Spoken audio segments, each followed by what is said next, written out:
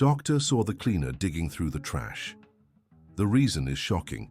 Mary Johnson was sobbing in the hospital corridor, her hands trembling as she desperately sifted through every discarded paper in the red trash bin. Dr. Michael Williams watched the scene perplexed, not understanding why that exemplary employee was acting so strangely. It was when she started screaming between sobs that she had accidentally thrown away the results of a crucial exam. The doctor approached to scold her for the inappropriate behavior in the middle of the shift, but stopped when he noticed she was holding a hospital envelope with trembling hands. "Doctor, for God's sake, help me," begged Mary, her yellow gloves stained with tears and paper scraps. "I need to find this medical record. It's about my daughter." Michael had been working at that hospital in Chicago for 25 years and knew Mary well. She was one of the most dedicated employees, always punctual, always discreet. He had never seen her in such a state of despair. "Mary, what's happening? What record is this?" "My Emma, doctor. My daughter who was taken by her father when she was a baby. It's been 15 years since I've had any news of her," she said between sobs. "Yesterday I received an anonymous call saying she was alive and nearby, that I should look in the hospital records." The doctor felt a tightness in his chest. He knew Mary's story through the hospital corridors. He knew she had moved to Chicago specifically to work in that place, hoping to one day find some clue about her daughter's whereabouts. "But what kind of exam are you looking for?" asked Michael, helping her gather the papers scattered on the floor. "A medical record with the name Emma Johnson Parker, recent date. The person who called said she was admitted here in the last few weeks," explained Mary, her words tumbling out with anxiety. Michael stopped handling the papers. That last name was familiar to him. Parker. He had treated a young woman with that last name a few weeks ago, a girl of about 20 years, brown hair, green eyes. There was something special about that patient that had stuck with him. "Mary, describe your daughter to me. What did she look like as a baby?" "She had beautiful little green eyes, very fine brown hair, a small birthmark on her right arm, very tiny, shaped like a crescent moon," said Mary, taking a faded photo from her wallet. "This is the only photo I have of her." Michael's heart raced. The young Emma he had treated had exactly those characteristics: the mark on the arm, the green eyes, the brown hair, but there was a problem he didn't yet know how to tell Mary. Dear listener, if you're enjoying the story, please take a moment to like and especially subscribe to the channel. It really helps us who are just starting out. Now continuing. "Mary, I need you to sit down," said Michael, guiding her to a bench in the corridor. "I treated a young woman with that name and those characteristics 3 weeks ago." Mary's eyes filled with hope for the first time in 15 years. "Where is she? How was she? Did she ask about me?" The questions came pouring out. "She was physically well, but—" Michael hesitated. "She was looking for her biological mother, said her father had told her that her mother abandoned her as a baby, but that she never believed that." "I never abandoned my daughter," shouted Mary, drawing attention from other employees. "Brian took her from me when I was at work. When I came back, there was no one left. He moved cities, disappeared with her." Michael realized there was a painful truth hidden in that story.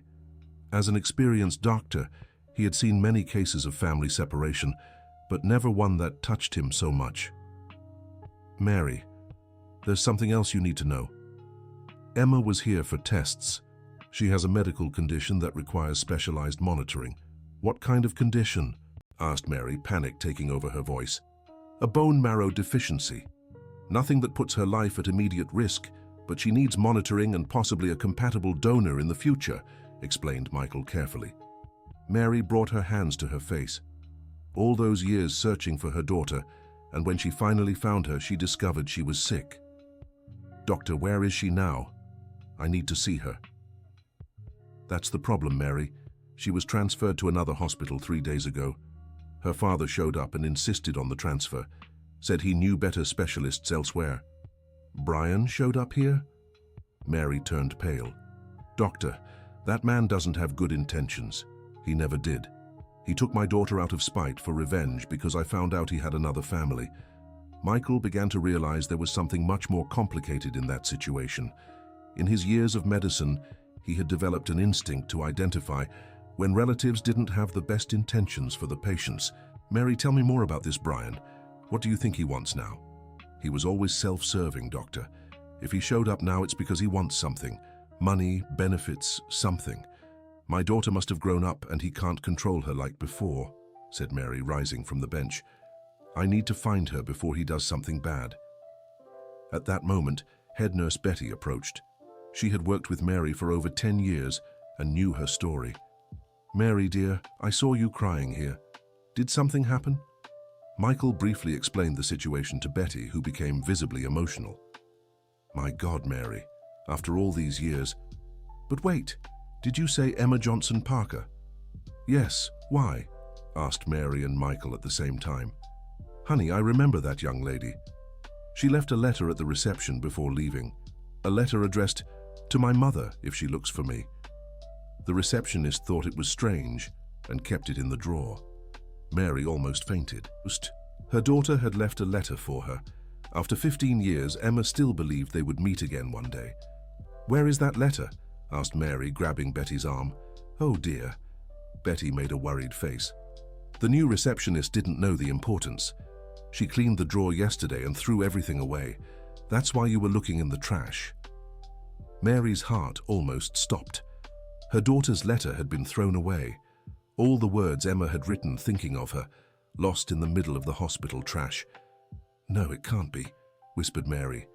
I need to find that letter. Michael looked at the number of trash cans scattered throughout the hospital. It would be like looking for a needle in a haystack. But seeing the desperation in Mary's eyes, he made a decision. Okay, let's look. I'll help you, said Michael. Betty, can you check which company does the trash collection? Maybe they haven't taken everything yet.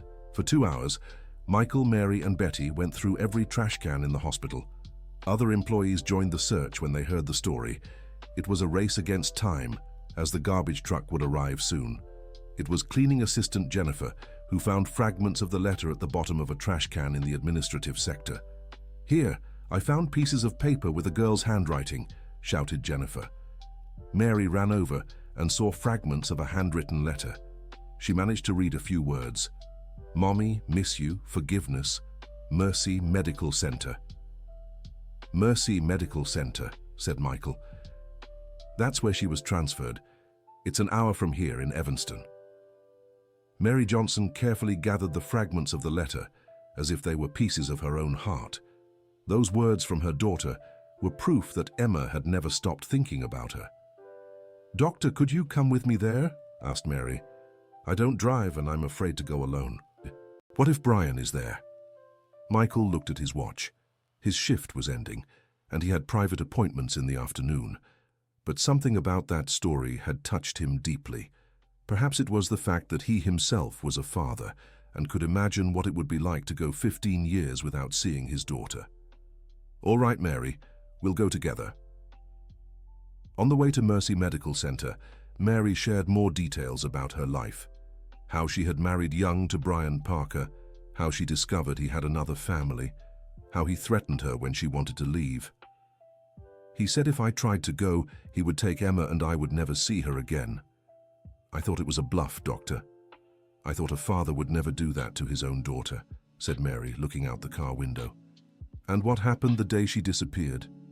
I had gotten a job as a cleaner at a private hospital. It was my chance to earn enough money to support us without depending on him. I left home at 5 in the morning, left Emma sleeping. When I came back in the afternoon, the house was empty. Not a child's clothing, not a toy, as if she had never existed. Michael could feel the pain in Mary's voice. It was a pain that had matured over 15 years, but was still alive and throbbing. And did you go to the police? I did, Doctor, but Brian was clever. He had already moved to another state, had all his documents in order. The police said it was a custody matter, that he was the father and had rights. Back then, the law didn't protect mothers like it does today. When they arrived at Mercy Medical Center, Mary was trembling. After 15 years, she would finally reunite with her daughter. But she would also have to face Brian Parker, the man who had destroyed her life. At the reception, Michael asked for information about Emma Johnson Parker. The receptionist confirmed that she was admitted in room 312, but could only receive visits from immediate family. I am her mother, said Mary, her voice firm for the first time all day. "I'm sorry, ma'am, but the patient's guardian, Mr. Brian Parker Wilson, left specific instructions that the biological mother could not visit," replied the receptionist, without looking Mary in the eye. The world collapsed around Mary. She was there just a few feet from her daughter, and Brian could still prevent their reunion. "That can't be legal," said Michael. "The young lady is an adult. She has the right to choose who she wants to receive as a visitor." Mr. Brian Parker provided medical documents proving that the patient is on medication that affects her judgment. As her father and legal guardian, he has the authority to make these decisions, explained the receptionist, clearly uncomfortable with the situation. Mary felt her legs go weak. Brian had prepared everything to keep her from getting close to Emma. 15 years later, he could still be cruel. "Where is he now?" asked Michael. "He left an hour ago but said he would be back late in the afternoon." Michael looked at Mary and made a risky decision. "Mary, let's go up. As a doctor, I have access to the floors. Let's take advantage of him not being here." "But doctor, won't this cause trouble for you?" "Leave it to me. Some risks are worth taking." Dear listener, if you're enjoying the story, please take a moment to like and especially subscribe to the channel. It really helps us who are just starting out. Now continuing. Taking the service stairs to avoid the reception, Michael and Mary reached the 3rd floor. The hallway was quiet, with only the usual sounds of a hospital running. Room 312. Mary stopped in front of the door, her heart beating so loudly she was sure everyone in the hospital could hear it. On the other side of that door was her daughter, the little girl she had rocked to sleep, breastfed, and taught her first words.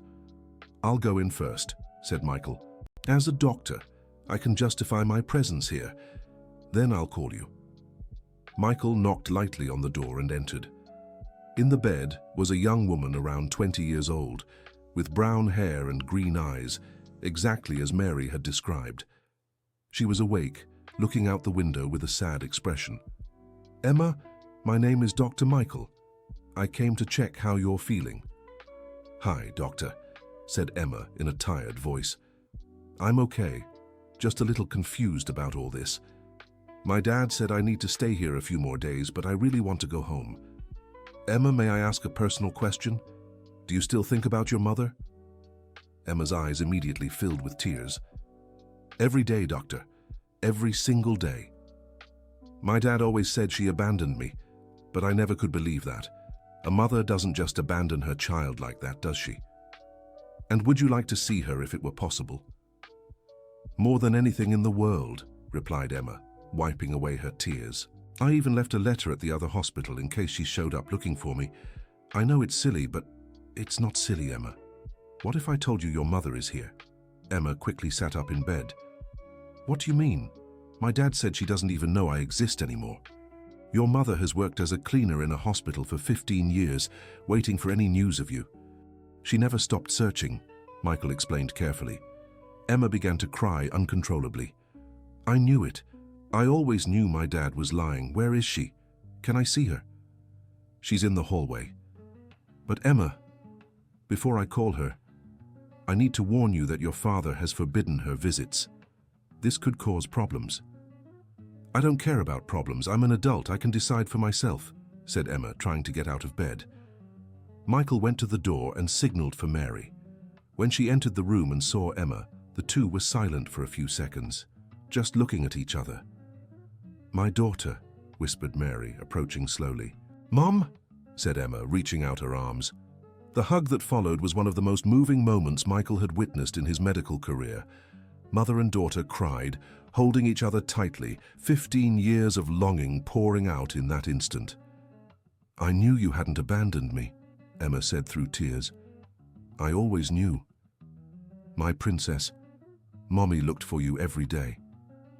"Every single day," replied Mary, stroking her daughter's face. For almost an hour, mother and daughter talked non-stop. Emma talked about her childhood, about how Brian always spoke badly of Mary, about how she always questioned her father's version. Mary explained what had really happened on the day of the disappearance and showed the photo she had carried in her wallet for 15 years. It was then that they heard heavy footsteps in the hallway. "It's my dad," said Emma, recognizing the sound. "He must have found out you're here." The door swung open abruptly and Brian entered like a hurricane. He was a man around 50 years old with a protruding belly and a bitter expression. "Mary, I should have known you'd show up here," he said angrily. "And you, Doctor, have no right to interfere in family matters." "Dad, I want to be with my mom," said Emma, gripping Mary's hand. "You don't know what you're saying, Emma. You're under the influence of medication," replied Brian, trying to push Mary away from the bed. "I haven't taken any medication today." "And even if I had, I know exactly what I'm talking about," Emma retorted. Michael decided to intervene. "Mr. Brian Parker, as a doctor, I can attest that the patient is in full mental capacity to make her own decisions. This is a private matter. You have no business interfering," said Brian Parker, picking up his phone. "I'm calling security." "Go ahead," said Emma, surprising everyone.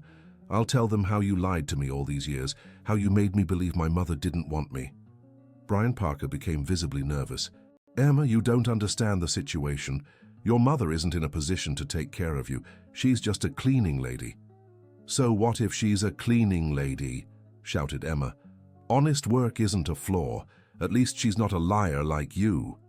Mary decided to speak. "Brian Parker, why did you do this? Why did you take my daughter from me?" "Because you humiliated me, Mary. You wanted to leave me, thought you were better than me."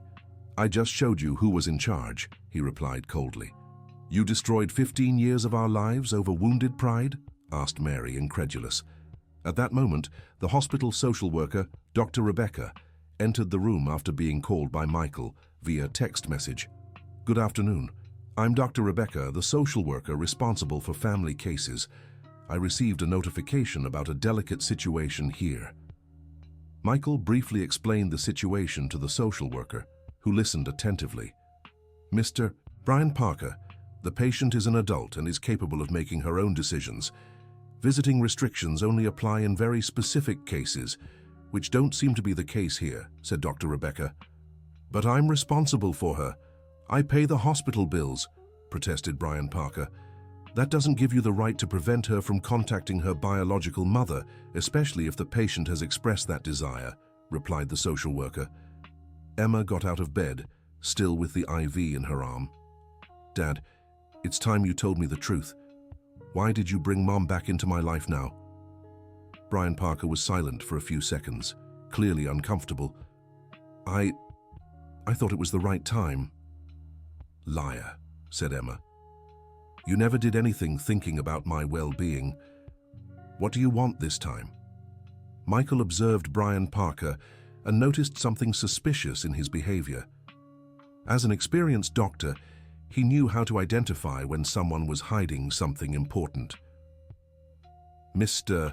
Brian Parker, when did you find out about Emma's medical condition?" "What medical condition?"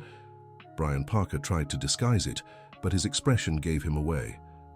"The bone marrow deficiency. Did you know about it before seeking to transfer her here?" Brian Parker looked at everyone in the room and realized he was cornered. "Fine. Yes, I knew. So what?" "So you only came back into her life when you found out she was sick," said Mary, finally understanding Brian Parker's intentions. "Dad, what's going on? Why is everyone talking about an illness?" asked Emma, confused. Michael carefully explained Emma's condition and the need for medical follow-up. "And is there treatment?" "Yes, but in some cases a bone marrow transplant from a compatible relative may be necessary," explained Michael. Emma looked at Brian Parker with disgust. "Now I understand everything. You only came after me because you found out I might need a donor, and you want to sell your bone marrow." "It's not like that, Emma." "Yes, it is," shouted Emma. "You were always selfish. I remember when I was a child, and you sold my Christmas presents to buy alcohol." Mary was shocked to learn how Brian Parker had raised their daughter. "Emma dear, if you want, you can stay with me. I'll take care of you no matter what happens," said Mary. "Mum, I really want to stay with you. But first I need to understand this illness situation." Dr. Rebecca suggested they run new tests to get a more precise diagnosis and, if necessary, test Mary Johnson's compatibility as a possible donor. "I'll do any test, any procedure needed for my daughter," said Mary Johnson without hesitation. Brian Parker, seeing he had lost control of the situation, tried one last card. "Emma, if you go with your mother, you won't have money for treatment. I can pay for the best private doctors." "With what money, Dad? You were always unemployed or doing odd jobs I never really understood." Michael Williams decided to intervene again. "I can help you with the treatment. I know the best specialists and can get affordable prices." "Doctor, you barely know me. Why would you do this?" asked Mary Johnson. "Because I believe some people deserve a second chance in life, and you two deserve this opportunity to be happy together." Brian Parker, seeing he had completely lost, left the room slamming the door. "He'll be back," said Emma. "He always comes back when he wants something." "This time will be different," assured Dr. Rebecca. "I'll arrange the necessary documents so he can no longer interfere in your medical decisions." In the following days, Emma was discharged from the hospital and went to live with Mary Johnson in a small apartment in Naperville. The tests confirmed that Emma's medical condition was manageable with medication and regular follow-up. Mary Johnson requested a hospital transfer to work closer to home and better monitor her daughter's treatment. Emma, who had stopped studying 2 years earlier due to problems with Brian Parker, decided to return to a technical nursing course. "I want to work caring for people, like Dr. Michael Williams cared for us," said Emma to her mother. 3 months after the reunion, Mary Johnson and Emma were closer than ever. They talked for hours, making up for 15 lost years. Emma talked about her difficult adolescence, about how she had always dreamed of finding her mother. Mary Johnson spoke about all the places she had searched, about the nights she spent crying. Michael Williams continued monitoring Emma's case as a doctor and gradually became a family friend. He visited them regularly, brought books for Emma to study, helped Mary Johnson with treatment paperwork. It was during one of these visits that Emma made an important revelation. "Dr. Michael, I kept all the letters I wrote to my mother over the years. There are over 100 letters I never sent." "Why didn't you ever send them?" asked Michael. "Because I didn't know her address. My father always said she had moved to another city, that she didn't want contact with me. But I kept writing like it was a diary." Emma brought a shoebox full of handwritten letters. Mary Johnson cried reading each one. They were 15 years of longing, love, and hope written on paper. "Dear Mommy, today I turned 15. Do you remember my birthday? I imagine what it would be like if we were together, eating cake and singing happy birthday. Mommy, I passed my college entrance exam. I wish so much I could tell you. I know you'd be proud of me. Mom, sometimes I dream about you. In the dream, you're wearing a blue apron and your hands smell like soap. Is that how you work?" Mary Johnson was impressed by the accuracy of Emma's dreams. She really did wear a blue apron at the hospital and always washed her hands with soap before leaving work. "How did you know these things?" "I don't know, Mom. I guess our hearts never forget," answered Emma. Dear listener, if you're enjoying the story, please take a moment to like and especially subscribe to the channel. This really helps us who are just starting out. Now, continuing. Life was finally taking a positive turn for mother and daughter, but Brian Parker still represented a constant threat. He would show up at the hospital where Mary Johnson worked, call Emma trying to convince her to come back, spread lies about Mary Johnson to the neighbors. One day, Emma came home crying. "Mom, I ran into my father at the bus stop. He said he has documents that prove you can't be my legal guardian." Mary Johnson grew worried. Brian Parker had always been clever with paperwork and bureaucracy. "What kind of documents, honey?" "He wouldn't show me, but he said if I don't come back to his house by the end of the week, he'll take legal action." Michael Williams, who was visiting that day, offered to go with them to see a lawyer. He knew a family law specialist who could advise them.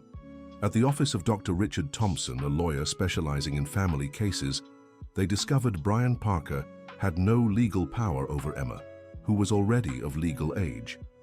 "But he might be referring to issues of alimony or inheritance," explained Dr. Richard.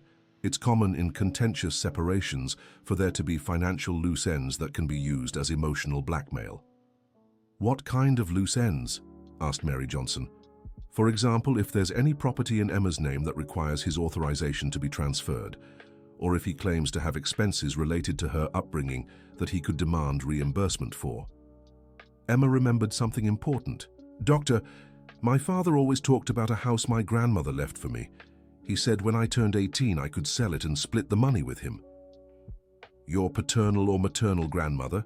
asked the lawyer. "Maternal. My mother's mother." Mary Johnson was surprised. Her mother had passed away 10 years ago, but she knew nothing about any inheritance left for Emma. "Honey, my mother didn't own a house.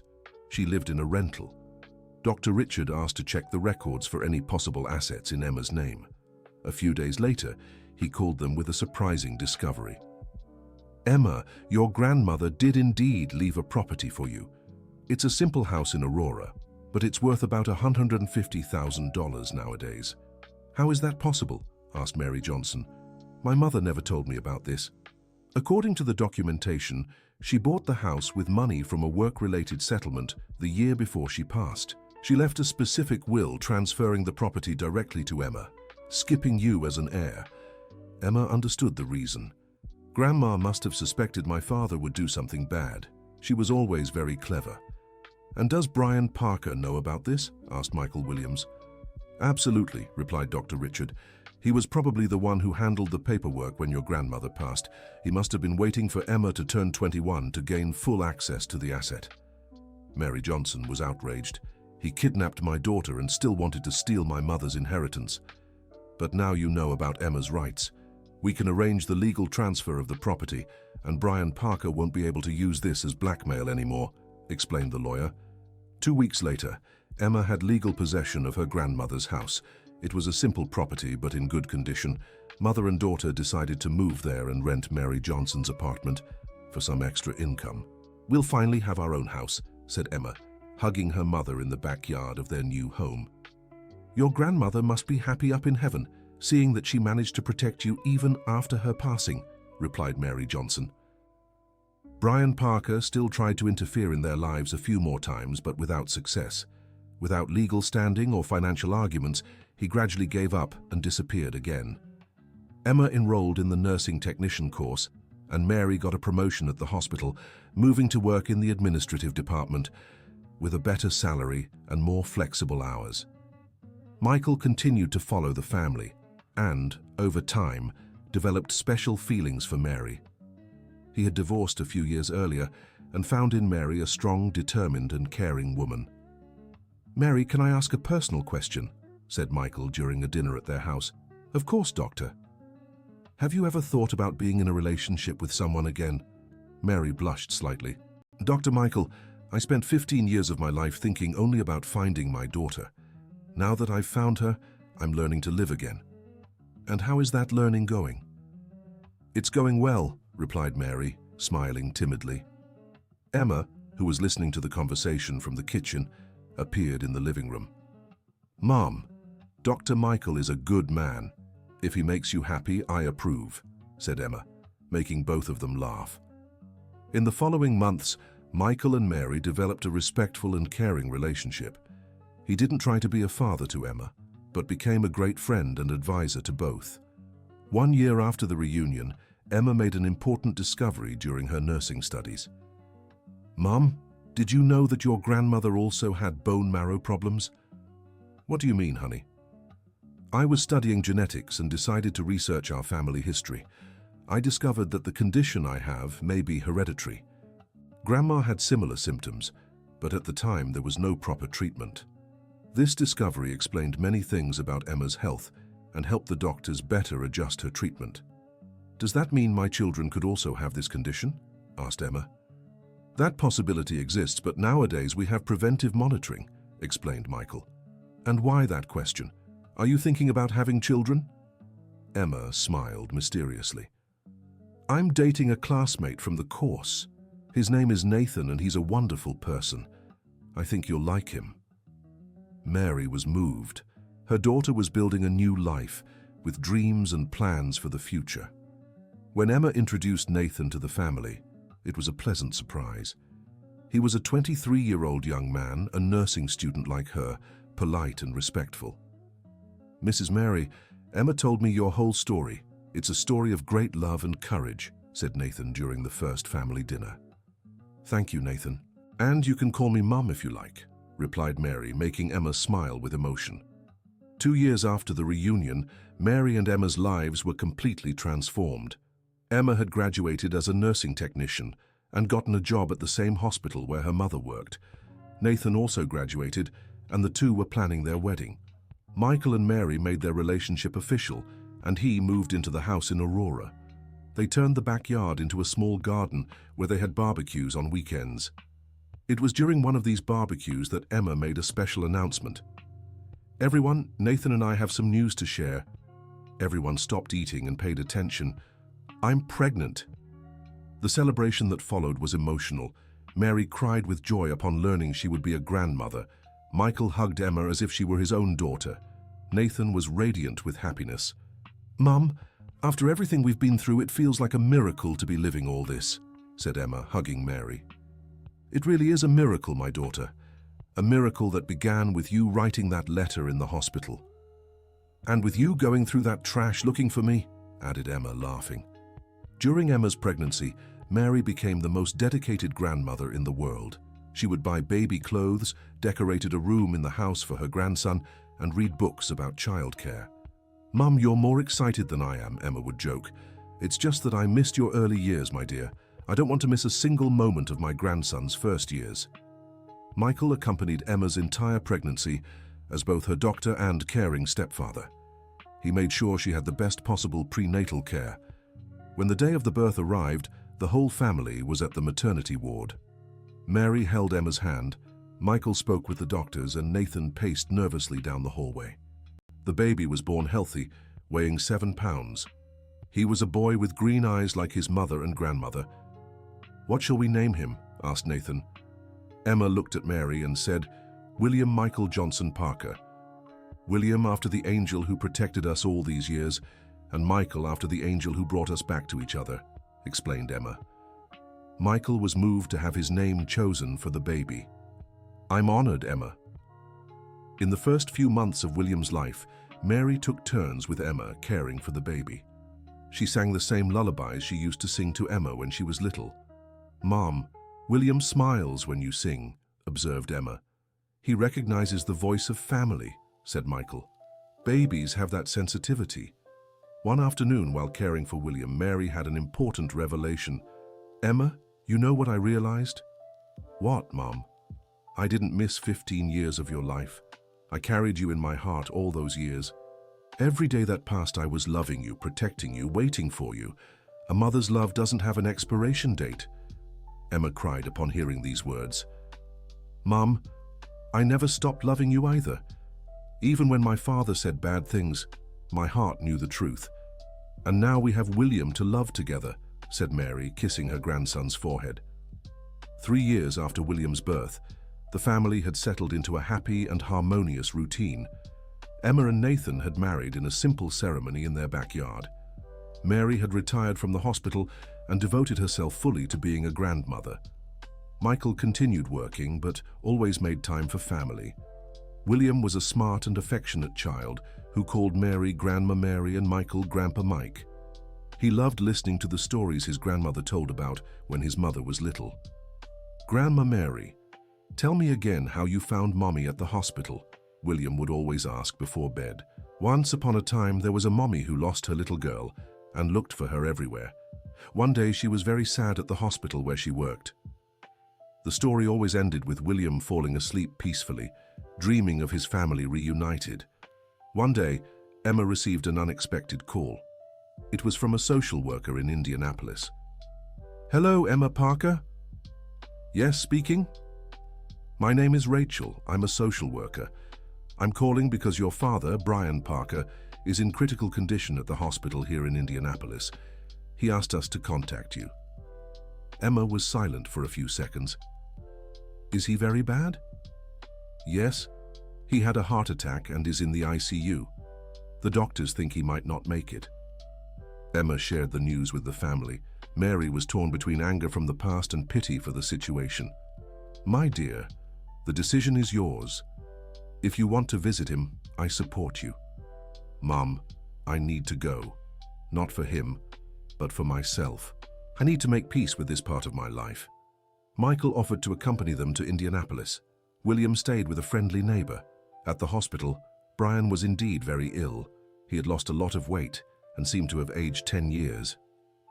"Emma," he said weakly upon seeing her enter the room. "Hi, Dad. You came?" "Yes, I did." Brian began to cry. "Emma, I need to ask for forgiveness, from you and from your mother." Mary approached the bed. "Brian Parker, Mary Johnson." He tried to get up. "I destroyed our lives. I destroyed everything out of pride, out of malice." "Why did you do that?" asked Mary Johnson. "Why did you take my daughter from me?" "Because I was afraid of being alone, afraid of you being happy without me. I knew you were better than me, stronger, braver. I thought if I took Emma, you would come after me. But you disappeared. Because when I saw that you were actually looking for me, I realized I had made the biggest mistake of my life. But by then it was already too late. I didn't know how to turn back anymore." Emma held her father's hand. "Dad, I forgive you, but never hurt anyone again." "Thank you, my daughter. Thank you for being better than your father." Brian Parker passed away 3 days later. At the funeral, only Emma, Mary Johnson, Michael Williams, and a few acquaintances from Indianapolis attended. Emma cried, not for the father he was, but for the father he could have been. "Mom, now the past is truly over," said Emma as they returned to Chicago. "Now we only have the future ahead of us," replied Mary Johnson. 5 years later, William was 8 years old and was a happy and intelligent child. Mary Johnson had become a very involved grandmother, taking him to school, helping with homework, telling stories. Emma and Nathan had 2 more children, Olivia, 3 years old, and Ethan, 1 year old. The house in Aurora became too small, and they had to do renovations to accommodate the whole family. Michael Williams retired and began helping Mary Johnson with the grandchildren. They became the most dedicated grandparents in the neighborhood. "Grandpa Mike, you're not my real grandpa, right?" asked William one day. "Why do you ask that, William?" "Because Jimmy from school said you don't have the same blood as me." Michael Williams knelt down to William's level. "William, family isn't just about blood. Family is about love, care, being there. I may not have the same blood as you, but I love you as if you were my real grandson." "Then you are my grandpa," said William, hugging Michael Williams. "Yes, I am, my boy. Forever." On the 10th anniversary of Mary Johnson and Emma's reunion, they decided to throw a special party.